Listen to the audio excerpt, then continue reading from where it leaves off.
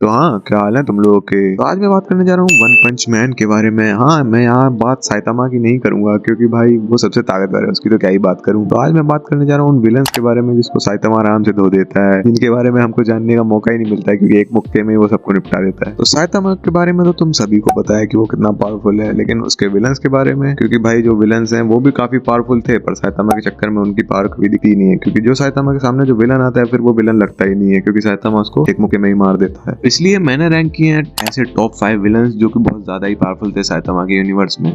तो चलिए शुरू करते हैं। मैंने रखा है 5वें नंबर पे ओरोची को, जो कि एक मॉन्स्टर किंग था जिसको साइतामा ने यूं ही पेल दिया था। मतलब किसी को पता भी नहीं लगा कि भाई वो कितना ताकतवर है, उसको आने का मौका ही नहीं दिया पूरी दुनिया के सामने, क्योंकि उसकी मुलाकात हो गई थी साइतामा से। तो सच बताऊं तो ओरोची बहुत ज्यादा ही ताकतवर था। अगर तुम लोग जानो तो मतलब जब उसकी एंट्री हुई थी तो उससे पावरफुल कोई था ही नहीं साइतामा के अलावा। लेकिन ओरोची की किस्मत इतनी खराब थी कि उसकी मुलाकात डायरेक्ट साइतामा से ही हो गई।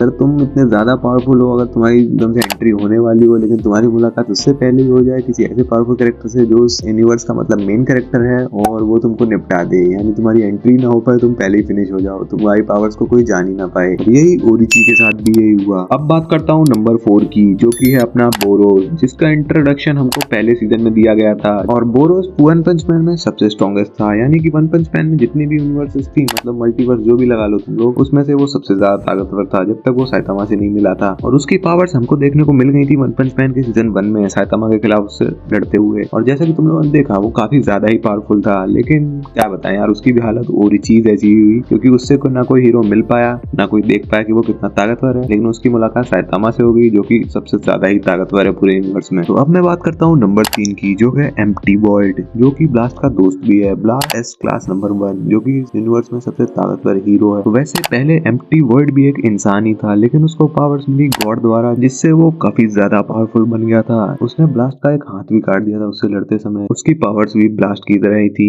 किसी भी डायमेंशन में ट्रैवल कर सकता था और स्पेस तक को कट कर सकता था वो अपने पावर से। लेकिन क्या ही फायदा हुआ, उसकी मुलाकात भी साइतामा से हो गई और साइतामा ने उसको यूं पेल दिया। लेकिन इस बार वैसा नहीं हुआ था ओरिची या बोरोस जैसा। इस बार कई लोगों ने देखा था, साइतामा की पावर्स भी देखी और एम्प्टी वर्ल्ड की पावर भी देखी लोगों ने। अब मैं जिसकी बात करने जा रहा हूँ वो है नंबर 2 गारो, जो बैंक का स्टूडेंट भी है। बैंक यानी एस क्लास हीरो। बैंग एक एस क्लास हीरो है जो कि मार्शल आर्ट टीचर है। गारो पहले तो एक ह्यूमन था, लेकिन उसको बनना था सबसे ज्यादा ताकतवर इस यूनिवर्स में, और वो बनता भी है सबसे ज्यादा ताकतवर, लेकिन इतना नहीं कि वो साइतामा को हरा सके। हाँ, इतना ताकतवर हो गया था वो, उसने साइतामा को मतलब फुली सीरियस होने पे मजबूर कर दिया था, यानी कि इतना सीरियस आज तक साइतामा कभी नहीं हुआ था, लेकिन उसके सामने साइतामा से ज्यादा ही सीरियस हो गया था। उसकी पावर कुछ अलग ही लेवल पे चली गई थी। लेकिन यहाँ मैं बात साइतामा की नहीं, गारो की कर रहा हूँ कि वो कितना ज्यादा ताकतवर था। उसको पावर्स मिली थी गॉड द्वारा, जिससे वो इतना ज्यादा पावरफुल हो गया था, यानी कह सकते हो वो कॉस्मिक गारो बन गया था। उसके मतलब शरीर से इतनी रेडिएशन निकल रही थी, मतलब कोई हीरो तक नहीं झेल पा रहा था, नॉर्मल इंसान तो क्या ही झेलता। गारो इतना ज्यादा ताकतवर हो चुका था कि वो किसी के भी सामने वाले इंसान के मूव्स को कॉपी करके उससे भी ज्यादा पावरफुल वे में उसको मार सकता था, यानी कि वो किसी एस क्लास हीरो को तो आराम से मार देता। यानी वो सबसे ज्यादा ही ताकतवर था, बस साइतामा से थोड़ा नीचे था, क्योंकि साइतामा इतना ज्यादा पावरफुल था कि उसके सामने कोई भी कितना भी पावरफुल आ जाए उसकी पावर उससे भी ऊपर चली जाती थी। यानी साइतामा के पावर्स की तो कोई लिमिट ही नहीं थी। तो छोड़ो, साइतामा ने यहाँ भी गारो को हरा दिया था, यही हुआ था। लेकिन यहाँ भी गारो के साथ सेम वही हुआ, क्योंकि किसी को भी उसकी पावर्स का पता नहीं चला और किसी ने भी नहीं देखा कि क्या ही हुआ। अब मैं बात करता हूँ इसके नंबर 1 विलन की, यानी कि इस सीरीज का मेन विलन, जो कि है